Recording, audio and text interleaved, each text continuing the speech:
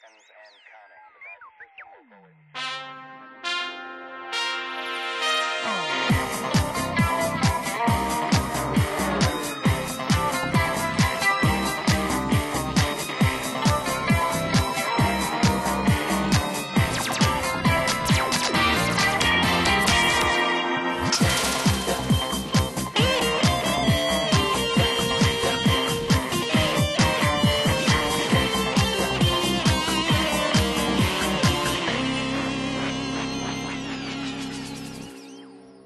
Hi, everybody. Welcome to Studio Classroom Worldwide, and I should say, Merry Christmas to all of you. We're so happy you've joined us today. My name is Steve. Well, in all the hustle and bustle of this great holiday, it's easy to get distracted by yummy Christmas cookies, blinking lights, and that chubby old guy with a white beard dressed in red. In truth, our modern Christmas scarcely reflects the first Christmas of 2,000 years ago. Now, one of the few things it does get right, however, is the giving of gifts. Not paper bags full of fruit, nuts, and chocolate, not a mound of presents under a Christmas tree, but a special gift that meets a special need. Let's learn more as we jump back into this special Christmas story on page 43.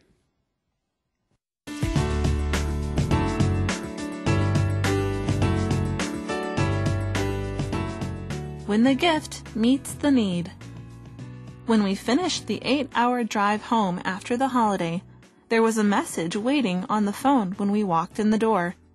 Your ungrateful kids left their apples and oranges in the back of our refrigerator. No more fruit for them. Grandpa and Grandma were teasing, of course. Still, there was an element of disrespect in the kids leaving behind thoughtfully chosen gifts. But the paper sacks did not have a context for our children. We had apples and oranges at home.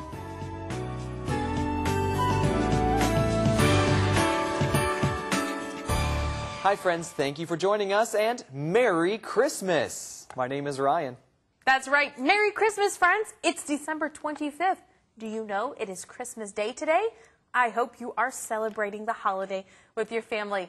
My name is Kayla, and Ryan and I are here to celebrate with you. That's right, and right now we are celebrating Christmas by listening to a story from this article's author. Her name is Lori. Yesterday, we heard her telling some stories of her parents' childhood and now her own parenthood. That's right. We learned that her parents grew up during the Depression, and they received gifts of a brown paper bag with food in it. Then, as she got older and had her kids, her parents would give her children the same gift. But do you think the children appreciate it? Well, we'll find out. Let's pick up our story as they arrive home after visiting their grandparents. That's right, Kayla. They took an 8-hour drive home after they were done there, after the holiday. And during that drive, or actually right after that drive, there was a message waiting on the phone when they walked into their house. Okay, so sometimes people don't call your cell phone, they call your home phone. So while they are driving home from her parents' house, when they get there, there's a message. And what was the message? Well, the message says, "Your ungrateful kids left their apples and oranges in the back of our refrigerator." Uh-oh. I imagine it's the grandparents calling. If someone left a gift you gave them at your house, would you be maybe a little upset? Yeah, you might think that they're being a little bit ungrateful, right? Friends, you might remember that we learned previously the word grateful. It means to be thankful. That's right. So ungrateful means you do not show or express feelings of thanks. So this would be ungrateful. If you leave a gift at someone's house that they gave to you, that's unthankful. That's ungrateful for them taking the time to give that to you. All right, so Grandma and Grandpa said they left it in the back of the refrigerator, and that is, of course, the device that keeps things cold. You would, of course, put fruit in the refrigerator.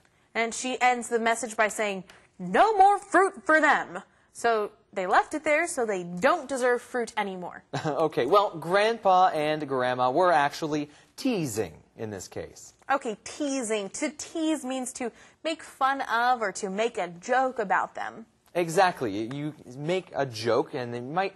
Usually, it's It's not mean. If you are mean, you wouldn't tease someone, but sometimes it can be. So they were teasing, of course. They're grandparents. They're kind of making fun of them. But still, there was an element of disrespect in the kids leaving behind thoughtfully chosen gifts. Okay, now the word disrespect means lacking respect or not having respect. And respect means honor and care for someone or something. So with them not respecting the gift, they weren't respecting or honoring their family. Okay, and if there is an element of disrespect, that means there is some or a piece of disrespect by the actions that these kids took by leaving their gifts. By leaving something behind means not taking it with you. And these were thoughtfully chosen. They thought through this gift. It was something they gave from their heart, something that meant something to these grandparents. And the kids just left it to the side. They weren't honoring their elders at all. Exactly. Remember, Kayla, that their grandparents used to give these gifts to, well, the author's kids' parents, the author. And so it was very important to them and it had value to them. But to the kids, it was just an apple and an orange. That's right. It used to be something of more meaning, I think is what you're trying to say. Exactly. It's kind of confusing, but it has meaning. That's basically what it is. Even though it's just food, it's important. But the paper sacks did not have a context for the kids, for this author's kids. What does it mean to have context? Okay, well, the context is the situation where something exists in. Basically, it means that it can help explain what it is there for. So, if a child does not have the context, they do not have the explanation, you will hand them a bag of fruit and they will be confused, maybe not thankful for it, because they get fruit frequently. She says, we had apples and oranges at home. Why would the children be thankful for a paper bag? Exactly, and so this is the point. The kids just think it's just apples and oranges. I got really cool toys under the tree. Why would I care about the fruit? That's right. They have no context. They don't understand why this is so important. They probably haven't heard the story from their grandparents to understand the meaning behind it. Exactly, and they have apples and oranges at home, so they'll just leave them for Grandpa and Grandma to enjoy. Now, actually, Ryan, I get an orange every Christmas from my mom. Oh, do you? I do. It comes in the bottom of our stockings that hang by the chimney. It has an orange in it, and it's a representation of a family tradition that my grandfather used to get an orange. Like I told you, he was from a poor farm family, so oranges actually have meaning at my house. But maybe these kids don't understand the context. We'll look at how maybe they could understand better after we visit the chat room. Merry Christmas, Brian. Hey, Merry Christmas, Ken. Here, this is for you. Oh, thanks for the gift. That's very thoughtful of you. You're welcome. But how do you know that I thought about the gift a lot? You don't even know what it is yet. I guess I don't know how long you spent thinking about the gift, but thoughtful can also mean paying attention to others and recognizing what they'll need or want. So giving me a present was a thoughtful thing to do. Oh, okay.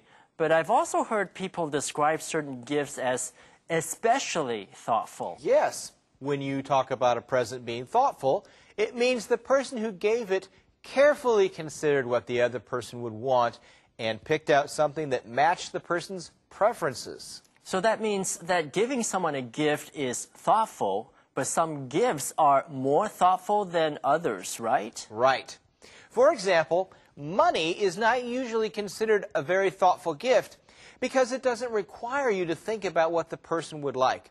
But if someone says they want money as a gift, it's okay. But otherwise, money's not a very good gift. So if you ask someone what they want rather than figuring out yourself, is that still considered thoughtful? Yes, it is okay to ask someone what they want for Christmas or their birthday, but just don't tell them what you're getting them ahead of time because gifts are supposed to be surprises. I've also heard the phrase, it's the thought that counts. What does that mean? It means that the most important thing about a gift is that it shows the person was thinking of you. But be careful how you use it because it can imply that the gift itself wasn't very good. Okay, I'll remember that. And by the way, Ken, I have a gift for you too. Merry Christmas. Wow, thanks, Brian. Merry Christmas. 我们知道 thought 是思想 ，thoughtful 就是它的形容词，深思的。但是 thoughtful 也可以指体贴的。A thoughtful person 是个会为他人着想的人，而一个 thoughtful gift 就是一个考虑的很周到的礼物。你如果有个朋友他喜欢吃烤面包，但是他家里没有烤面包机，你可以在他的生日的时候送他一个烤面包机，那就是一个 thoughtful gift。那比起包给他一个红包，这就 thoughtful 多了。另外送礼的时候呢，也会常常听到这句话 ，It's the thought that counts， 表示心意到了就好，也就是礼轻情意重的意思。好，下次图书馆见。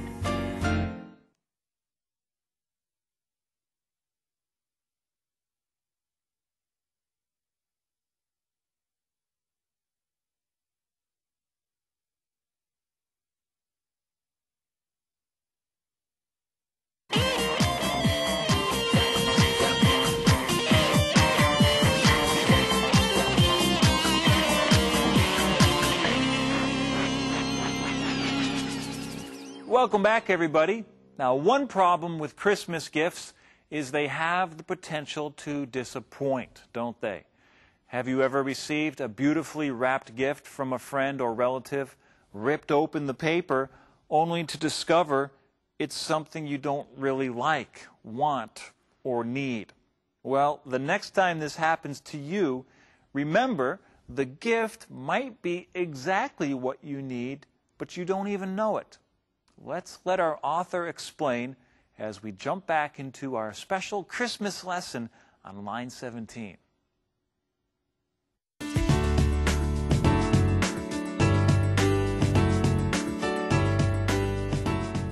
When the gift meets the need. Our children had never known fruit to be a scarcity, just as they had never known bare-bone want or bread and butter sandwiches. They didn't appreciate the gift because they had never experienced the need the gift was meant to fill. The same is true of Christmas today. We don't appreciate the true gift of the season because we don't comprehend the need the gift was given to fill. Consequently, we relegate the gift of Christ to the back of the fridge.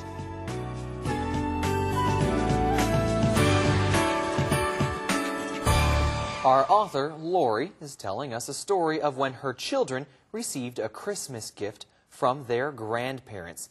To the children, it was just a brown paper bag full of fruit and chocolate, and so the kids decided just to leave it behind. That's right. They had no context to understand why this was important. They had apples and oranges at home, and they don't understand it, Ryan. There's no way for them to understand it for a very specific reason. That's right. The children had never known fruit to be a scarcity, just as they had never known bare-bone want or bread and butter sandwiches. Okay, let's figure out what's going on in this sentence. Okay, lots of phrases in here. So our children have never known fruit to be a scarcity. Now, a scarcity is when something is not easy to find or easy to get. So sometimes, especially in depression times when things are rare, it's hard to get these things. They're expensive and you're poor.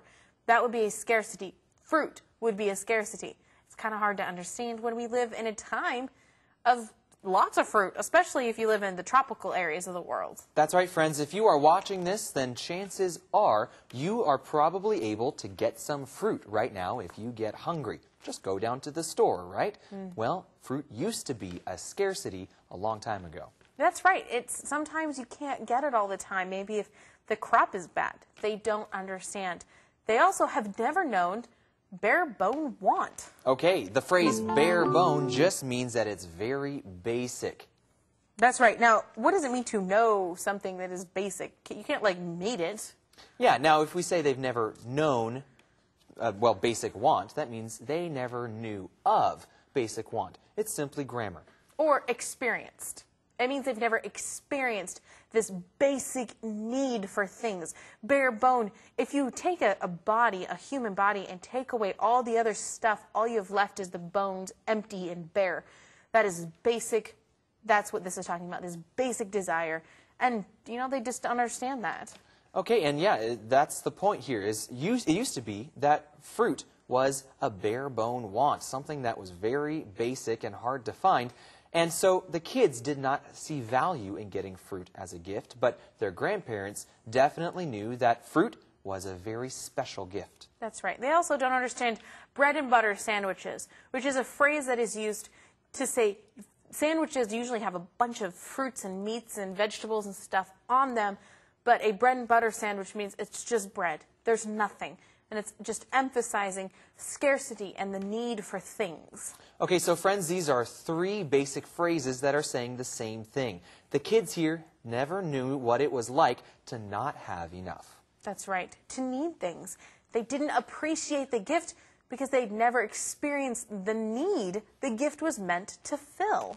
Exactly. The need that something is meant to fill means that that is what its purpose is for. Yeah, and Ryan, what's the name of our article? It says when the gift meets the need. Exactly. So the need is what is desired, what is missing. Exactly. And so in this case, the gift, the fruit, used to fill a need, not just a want. That's right. When it meets the need, it means it takes care of it. Well, they don't understand it. But the same is actually true of all of Christmas today. That's right. Take a look at the gifts that you have received today. Do they meet a need, or are they just something that you want and enjoy? Probably some of them do meet a need. Maybe you need new socks or clean underwear. But really, you don't appreciate the true gifts of the season. That's right. And the reason you don't appreciate a true gift is because you can't comprehend the need that the gift was given to fill. Okay, but we say, Ryan, if I get a gift, isn't a gift a gift? What is the true gift of the season then? Well, friends, the true gift of the Christmas season is Jesus Christ. We celebrate the birth of Jesus Christ. That's right. It's Christmas Day, so today is Jesus' birthday. But we don't really comprehend the need the gift is filling. To comprehend means simply to understand what it means. So there are consequences. That's right. Consequently, or that means because of that, we relegate the gift of Christ to the back of the fridge. Since we don't understand it, the consequence, or consequently, or as a result of not understanding, we relegate. Ryan, what does it mean to relegate something? All right, friends, if you relegate something, that means you put it in a lower position or a less important place. So to promote means to put higher. To relegate means to put lower. Exactly. This can be true in your job, too. You can be relegated. That means you are taken from a high position and put into a less important one. Oh, I hope that's not the case. So what we're doing with Christmas is taking this gift of Christ and putting it to the back of the fridge. Is that literal? Well, no, of course not. If we put something to the back of the fridge, then that means we're putting it, again, in a less important place. The back of the fridge is usually where we put the gross food that we don't want to eat. And it's an example of what the kids did with the fruit earlier. Well, we're going to talk more about this gift of Christmas. Friends, I hope you have a fantastic Christmas day. Merry Christmas from all of us at Studio Classroom. Enjoy today's skit. Let's find our gifts from Grandma and Grandpa. Yeah. Oh, maybe this big gift is for us. Oh, no. Oh, maybe that pretty gift is for us. No. Oh, these brown bags are for us. What? Brown bags? Are you kidding? No. This one's for you. And this one's for me. Well, don't worry. I'm sure these things have something really nice and expensive inside. Yeah, Grandma and Grandpa just forgot to wrap them. Yeah, so let's open them up and see what we got. Yeah. Oh, look, an apple. Oh, you got an iPad? No, it's an apple. Oh, no. I got an apple, too. There must be something else. Yeah, let's see. Oh, here's an orange. An orange for Christmas? What kinds of gifts are these? These gifts make no sense. They have no context. This is crazy. It's nuts. Yeah. Oh, speaking of nuts, I got nuts. Yeah, and I got chocolates.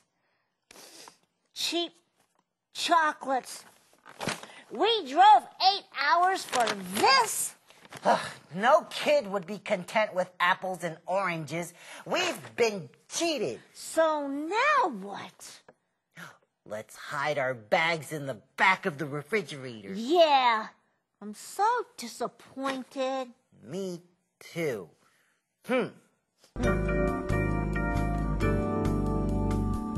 嗨，大家好，我是 Michelle。首先，我们看的是 context 这个名词。context 是指背景、环境或者是事情的前因后果。例如 ，to understand the reasons for these racial conflicts, you have to know the historical context of the country. 为了要了解种族冲突的原因，你必须了解这个国家的历史背景。或者是 the decline of Japanese economics needs to be seen in context. 日本经济的没落需要从整个环境和背景来看。继续我们来看的是 scarcity 这个不可数的名词，它的形容词是 scarce, S-C-A-R-C-E， 意思是稀少的，所以名词 scarcity 是指罕见或珍贵的事物。例如 When I was a child, birthday cakes were a scarcity. 在我小的时候，生日蛋糕是很珍贵的东西。Scarcity 也指缺乏，例如 The fuel scarcity caused severe economic problems. 石油短缺造成了严重的经济问题。所以我们看的是 consequently 这个副词 ，sequ 这个字根有跟随的意思，所以 consequently 是指结果、因此或者是必然地。例如 Ashley was addicted to computer games and consequently her grades fell. Ashley 沉迷于电脑游戏，因此成绩开始下滑。或者是 The restaurant cut their staff and consequently they couldn't keep their previous standard of service. 这家餐厅缩减了人力，自然没有办法维持跟以前一样的服务标准。And it's time for us to say bye-bye. Happy holidays, and I'll see you next time. What's a perfect gift? Well, someone once said that there are 3 things that make a gift perfect. First, the gift is exactly what you need. Second, the gift is something that you could never get or buy yourself. And thirdly, the gift is something you get exactly at the time you need it most. Does such a gift really exist? Indeed, it does. And that's the reason we celebrate Christmas. Friends, tomorrow we'll learn more about the perfect gift that God gave us on Christmas. Until then, I hope the rest of your Christmas day is fantastic. Be sure to listen, Take tune care. in, never miss a lesson. Give it a try. Studio Classroom Worldwide. At Studio Classroom, you'll find a way to broaden your mind. This class is perfect for me and my vocabulary.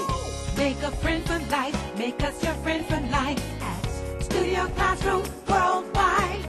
Your friend for life. Make a friend for life. Make us your friend for life. At Studio Classroom Worldwide. Studio Classroom Worldwide.